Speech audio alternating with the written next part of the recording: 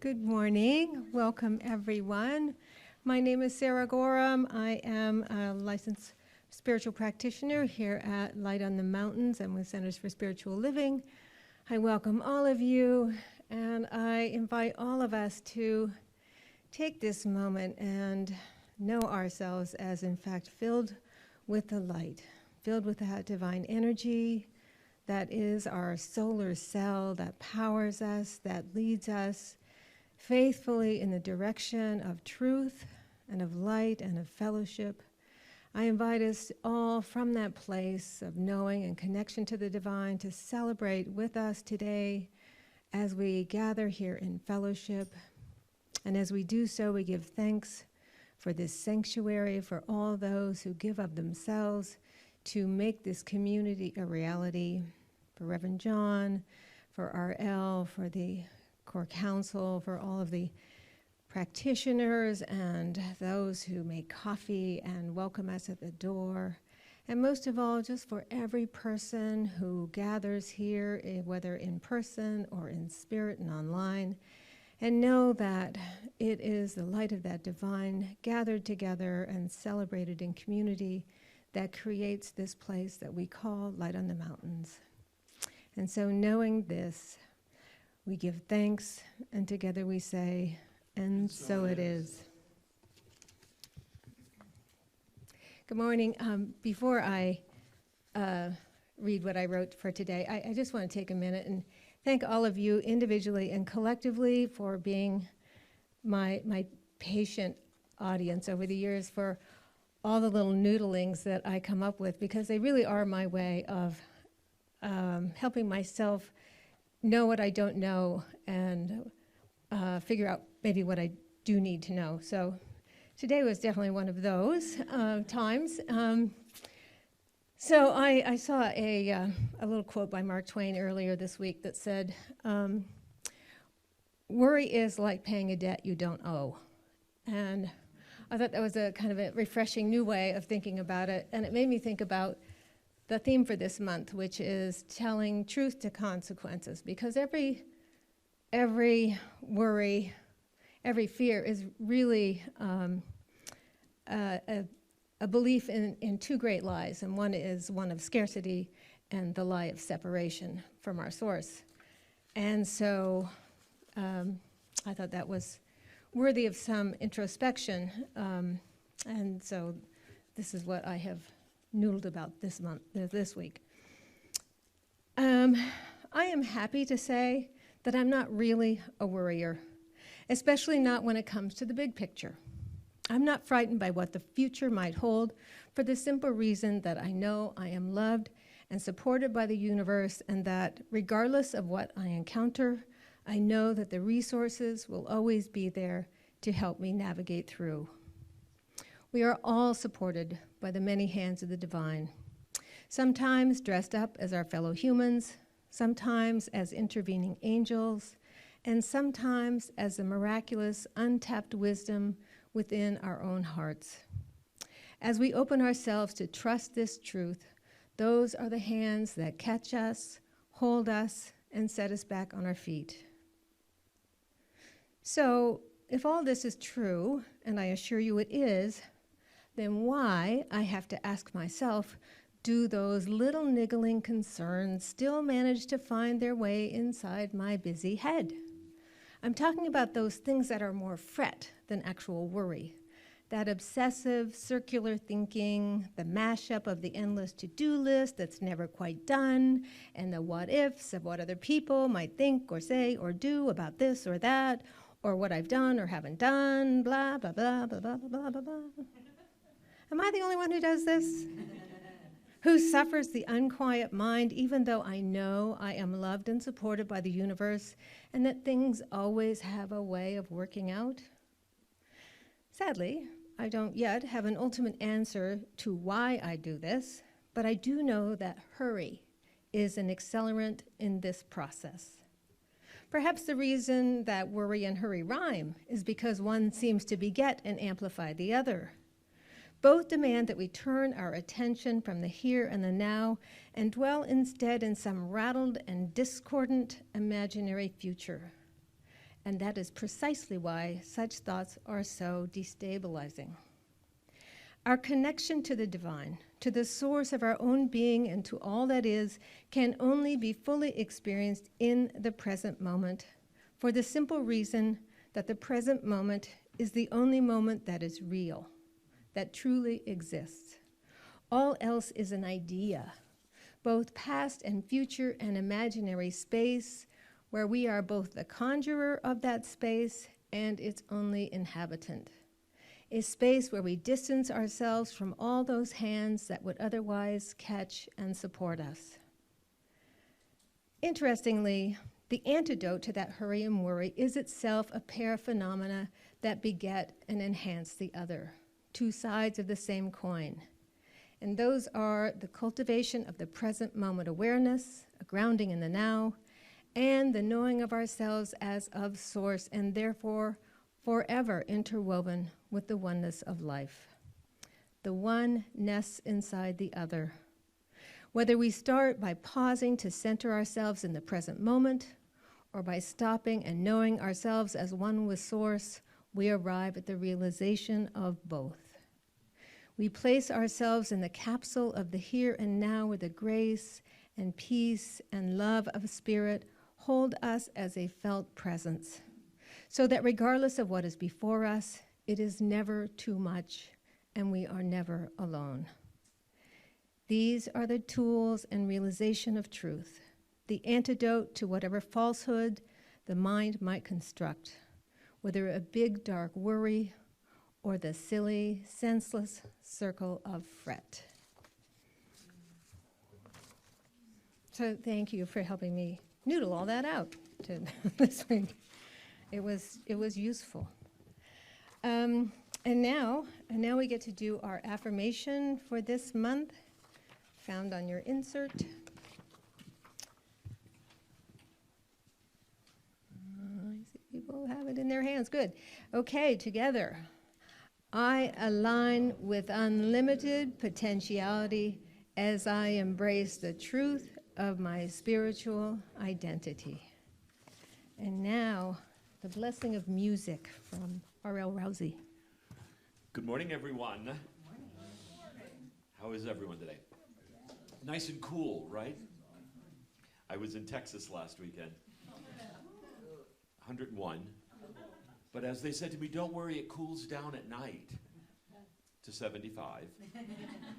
I had to explain that where I come from, cool down means upper 40s, lower 50s. They were baffled. Here's my thought of the day. I was playing piano this morning and missing my partner, Max, who's in Europe. Good for him. He retired. He should do that for a few weeks and then come back. So when I play alone, I realize that I'm a little bit like an untethered kite. There's not someone else to communicate with, to share with, to partner with, to take care of, to lean into, all those things that happen in partnership. It's just me going wherever I want to go.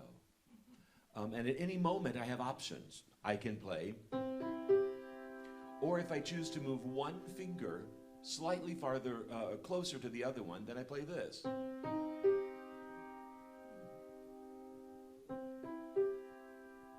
These are two very different things to my ears. And on a constant basis, with each of the 10 digits, I have an option to make a different choice. And in real time, sitting at the piano, I seem to make those choices most often effortlessly. It's what my core says, what my heart says, what intuition tells me, what muscle memory tells me. And every now and then I hit a little, an intersection where I can't decide quite where I want to go. So I make a choice. And it takes me in a direction. If I don't like it, I turn around, go back, and go in a different direction. And it happens constantly. And here we are walking through our day, and we're constantly offered options to determine how we're going to receive something, how we're going to interpret something, how we're going to respond to something, how we're going to react, how we're going to partner or not. And sometimes, thank you so much for that, Sarah, sometimes it gets noisy. And sometimes it seems to flow. And I become curious about why. Why is it easy? Or why does it feel bumpy?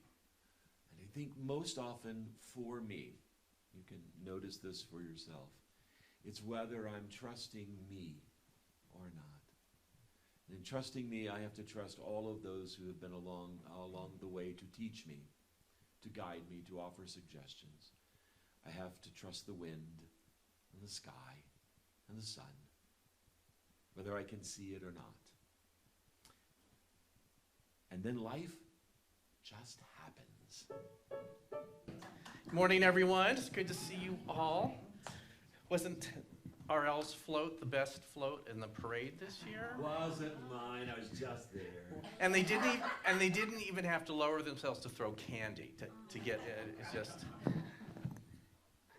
So the last few months I've of course read all sorts of things in articles on the news, on the internet, and there's been this little trend declaring that we are living in a post-truth society. Have you read that? It's well, if there wasn't enough for me to be worried about, that we are in a post-truth society. What does that mean? Well, it's not news. Even as Sarah was talking about, I think we are always aspiring to know what's true on many different levels. And it seems like the truth is a moving target at times. And so as we explore this month, and even today, are there some things that are always true? Are there some things that are true this morning that aren't true tonight? And to look at that a little bit. And as we are processing this, we do fall into fret, worry, and fear, which makes it even worse. So what do we do to get out of it? Well, of course, here are my guidelines, first of all. I've said this before, to ask yourself, if you're in a state of fret, that's a good state of fret. Am I in anxiety? Have you eaten? Have you slept recently? And as someone I know who's an acupuncturist, she says that if you are waking up at 3 or 4 in the morning in a state of anxiety, that means it's usually a time when your organs are processing toxins and you wake up to experience anxiety as part of that process. So the first thing I try to bring it into logic, into a left brain thing. Okay, what's going on here that I'm feeling this way or having this, what's going on sort of thing. So that's a good place to start. But beyond that, let's look at some different areas that we're seeking the truth. Where does it change? Where is it not so much? So first let's talk about the physical world. Let's talk about then truth within ourselves. And let's talk about the truth of our larger spiritual path of why do we show up at a place like this on Sunday morning? What are we hoping to happen?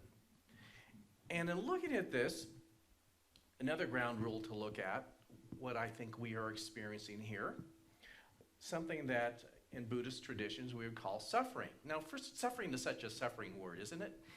When you think, no, really, you think suffering, I'm thinking I'm like bleeding out in the middle of a street somewhere, like suffering, oh my God, this is just, my arm got cut off or something.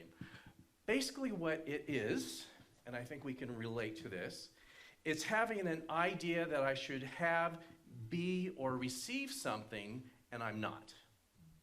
And I think I really should have or be or receive something, and I can't figure out how to do it. And the more we are frustrated with why can't I have that suffering meter seems to expand. Haven't you at different points in your life that you just are really invested in a certain outcome, even if it's in a 24-hour cycle and you're so invested on it and you feel like those cartoons or those dreams where you're running in place and you're not getting anywhere? What was that movie that, I don't know, there's a lot of movies that say the person's running down the hallway and suddenly the hallway is 300 yards tall and far and you just can't get there. And to me that's, I guess, how suffering, and I hate even to use, what's another better word for suffering? For our disappointment, yes. My level of disappointment is increasing because the hallway is expanding. And I'm running like crazy, and I'm running in place, and I just can't seem to get there. And that's usually a good time to stop. Stop the running. I have found this. If I seem like I'm running down the endless hallways, the lesson I'm being told by me, the universe, whoever hands out lessons as their job, is to stop, to reevaluate, and see where we are. So let's look at truth in the physical world. Boy, we seem to be in this era of conspiracy theories, aren't we? You know, I actually enjoy them. If they weren't so damaging, they're actually kind of fun. They are. So something pops up on the internet, or you go to a sketchy website, something that you know is never going to be true. They are the most fun. And so they lay out these things of, pick a political figure, and I'm not going to go there. Then there'll be this person is this great thing, and they're doing these things, and then, but they're also doing these other things, and nefariously and if it wasn't so damaging, it is kind of fun. But we get caught up in them. And so what starts off as fun, you start to go, well, maybe it is true. And why do we do that?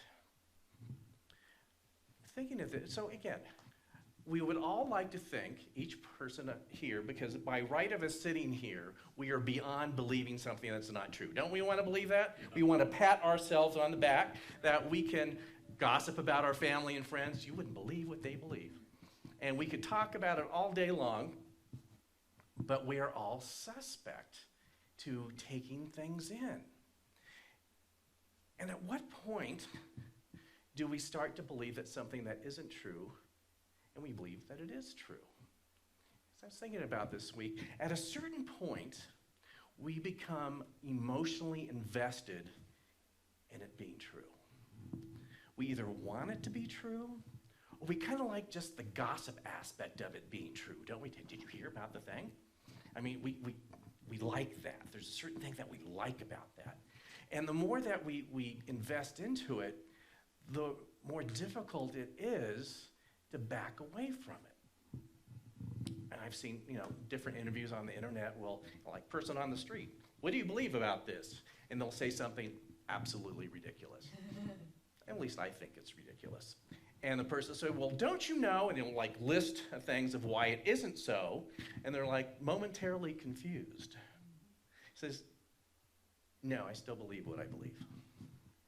So it's that emotional attachment that we build around things, whether it's about the world or ourselves, and to look at that we can reach to a point that we are so emotionally invested, whether we like it or not, but we're like, no, it's really true, that the quote-unquote true evidence, we think, well, that has to be false. So what continues to be my most favorite conspiracy theory is the Flat Earth Society. Don't you? I love that one. It's my favorite one.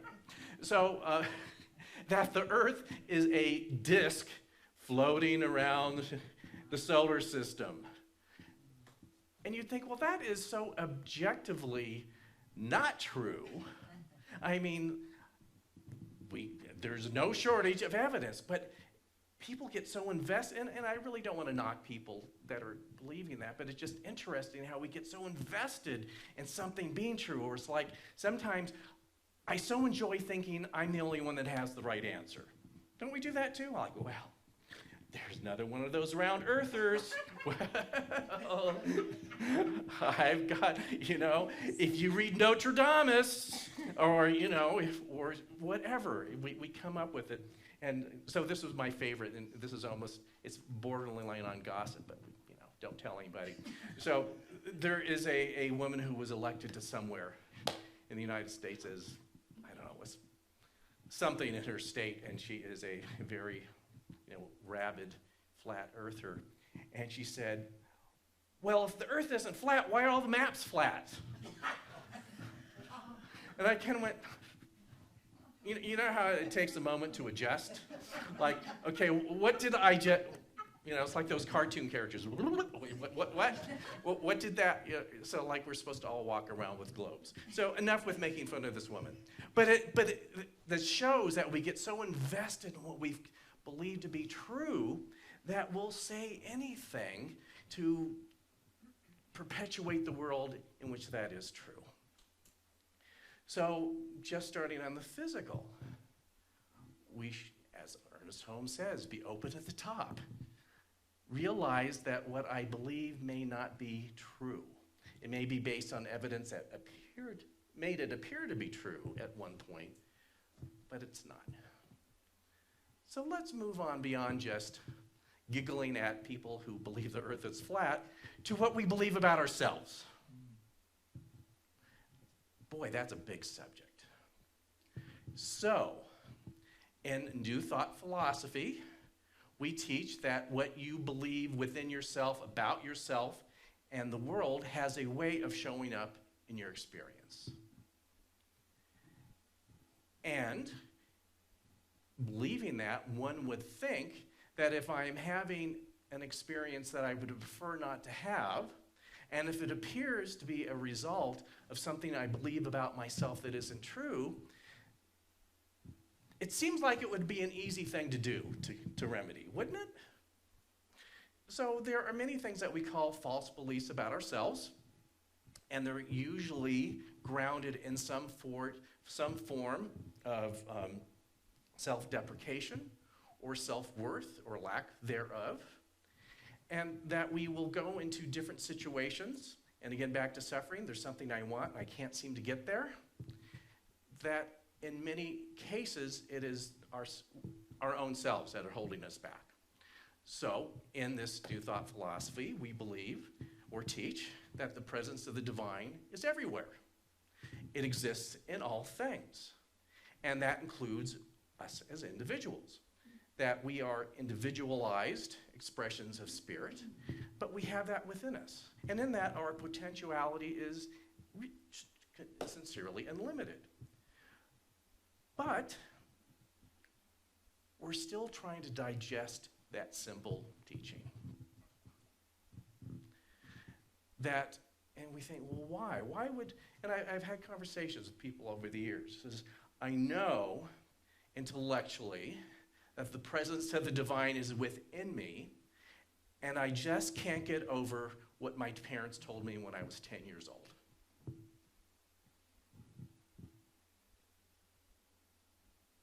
And so why do we have that struggle? And I think the reason is in those instances, I want to not believe it anymore.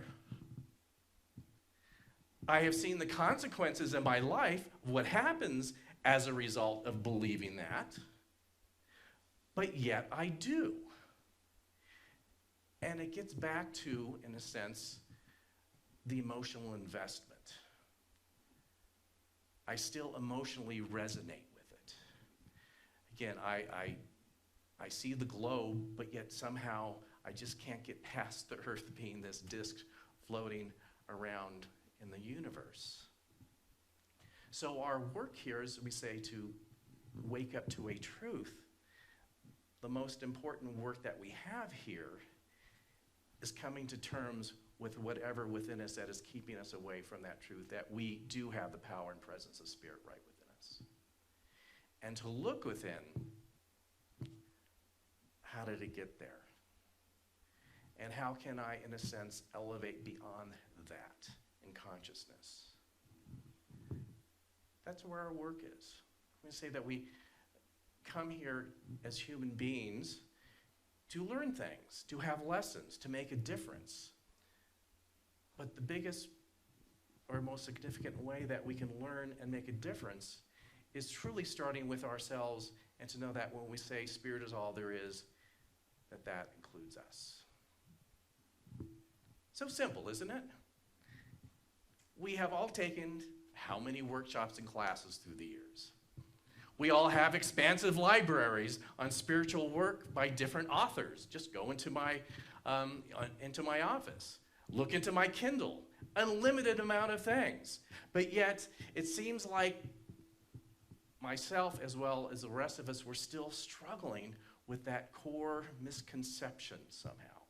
That if I read it through someone else, maybe I'll get it a little bit more deeply. And that's actually a good way. Well, maybe if I hear it just a little bit differently.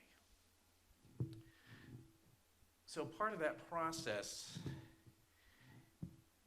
is in a sense to energetically elevate beyond it in some form. That's why we do what we call spiritual practice, to help bring us out of the idea that we're not enough, or everyone else is spiritual beings except for me. And of course, then we have to get over the thing of the baggage we carry about spiritual practice. I was raised to believe that prayer was a punishment. It was. Oh, you're bad. You go there and do the rosary. Okay. It's like, oh, go to a mass in Latin that you don't understand. Well, that's fun. I mean, no, you know what I mean? It was just presented as, oh, go there. And you're like, oh, okay. Go into the dark confessional and have the scary priest open the little door. I mean, it was all punishment. And so I think in some form we're taught that, well, no, you have to get right with God, so you have to do this stuff that we don't want to do that's not fun. And so we have to, first of all, get a different idea of what spiritual practice is. Spiritual practice is simply this: getting over yourself in the belief that you're not enough. That's it. Because we have spent a lot of time, energy, and brain cells on convincing ourselves that we aren't enough in some way. Spiritual practice is so available in Wood River Valley. Walk outside. So let me tell you the best spiritual practice I had last week with Will the Wonder Dog, and I'm willing to rent him out. So we went to Redfish Lake. I did a wedding up there, and sometimes when I do, we'll go early and go to Dog Beach. Don't we love Dog Beach when you have dogs? Will chase the Frisbee out into the water as many times as you are willing to throw it. And then he will bring it back to you and negotiate whether he's going to give it back to you or not. So then you throw something else. He will do it as many times as you will do it until you get tired. You cannot be in a state of anxiety while you are playing Frisbee at Redfish Lake with Will the Wonder Dog. I challenge you to suddenly go, oh my God, I don't have my mortgage this way. It's so far away from your state of consciousness. You are so in that moment of just how many times would this silly dog go chase this Frisbee? As many times as you will throw it is the answer. So spiritual practice is when you spontaneously or you challenge yourself to rise out of your conditions to a bigger idea. That's really it. You're willing to leave the lower level energy of anxiety and fretting behind, even for a short period of time, doing something that puts you in a state of awe, like again, Will the Wonder Dog. I challenge you, any of you, to not be in the state of awe when you're with him. That you don't even think that, oh, is it working yet? Am I still fretting? What's my anxiety meter? You're not even thinking about it. So when you're thinking about it like, well, okay, I'm meditating, did I elevate a little bit? If you're having to ask the question, you haven't. That's really it. So anything that you can do to be so present in the moment that you're connected to life. That's spiritual practice.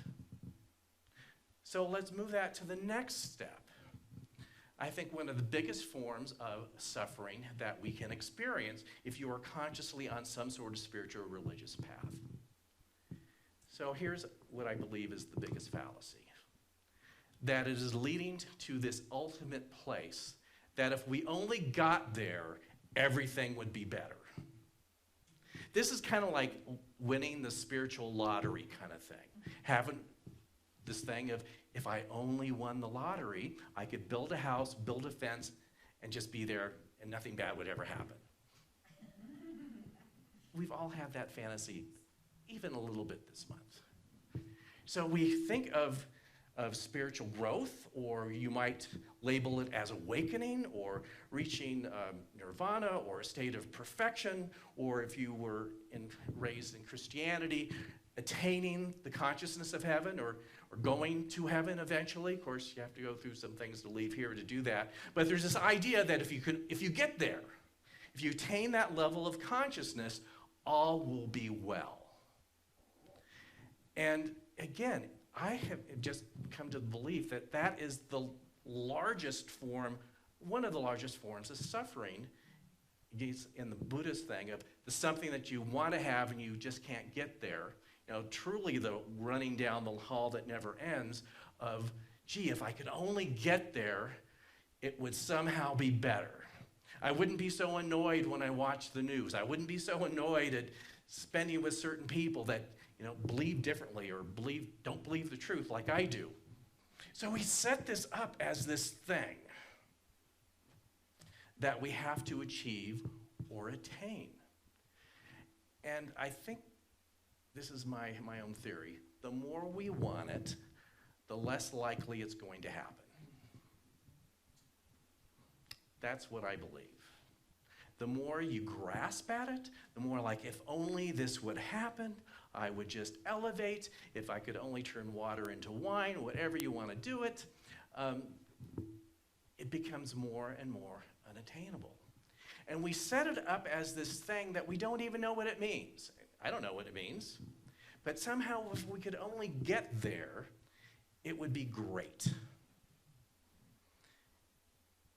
And actually, I've asked a couple people over the years that are seeking it, and nothing against a person for actively seeking that. I've asked them, well, what happens then? And I've never gotten an answer. Like, well, I really don't know. So we don't know even what that is that we are seeking. So here's what, as I have given it my 4 a.m. Concentration and consideration. So, we're already there, first of all. We are already there. We are eternal spiritual beings that know its complete connection and oneness with the divine. And for reasons that none of us are quite sure of, we have taken a portion of ourselves and sent to this crazy place called Earth with the illusion that what is true is not true. I don't know what we're getting out of it. Lessons, yes, who knows, make a difference yet, but it seems kind of like, who knows why? But there is still the greatest part of us are already there. It's like we're taking a little kind of weird vacation here, a part of us, for reasons unknown. But we are. So if that is true, and I believe that it is, rather than be embroiled in suffering of, gee, I wish I could get to a more elevated state, to come to the realization of, even though it may not feel like it today, I'm already there. So if that's true, how am I going to show up differently?